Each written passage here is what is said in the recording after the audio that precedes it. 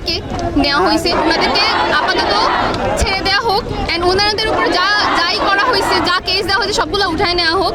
And আমাদের leading university, আমি হচ্ছে লিডিং ইউনিভার্সিটি, আমাদের লিডিং ইউনিভার্সিটি থেকে 3 জনকে উঠিয়ে নেওয়া হয়েছে, আমাদের উপর কেস দেওয়া হয়েছে।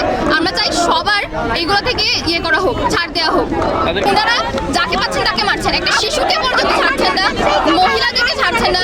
আচ্ছা আমাকে এটা বলেন যে আমরা তো ছাত্রীরা আমরা আন্দোলন করতেছি, তো ওনারা কেন আমাদের উপরে গুলি বর্ষণ করতেছেন? আমরা তো নিহাত, আমাদের কাছে তো কিছু নাই যে ওনাদেরকে আমরা হার করবো। আমাদের উপরে গুলি করার কি মানে?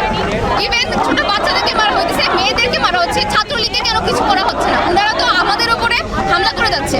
এটা কি আমরা খারাপ কিছু করছি? আমরা কেন আতঙ্কে আছি? বাসার মধ্যে থাকতে পারি না। হয়তো এখন পুলিশ চলে আসবে, হয়তো আমার দরজার গোড়া লাগতেছে, হয়তো আমাকে এখন নিয়ে যাবে, আমার ফোন চেক করা হবে, ফোন নিয়ে আমি কোথাও যেতে পারি না, হয়তো এক্ষুনি ফোন চেক করা হবে। কেন আমাদের মধ্যে এরকম আতঙ্ক ছড়িয়ে দেওয়া হইতেছে?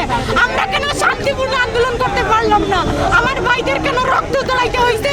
সব কিছুর একদম ন্যায্য বিচার চাই।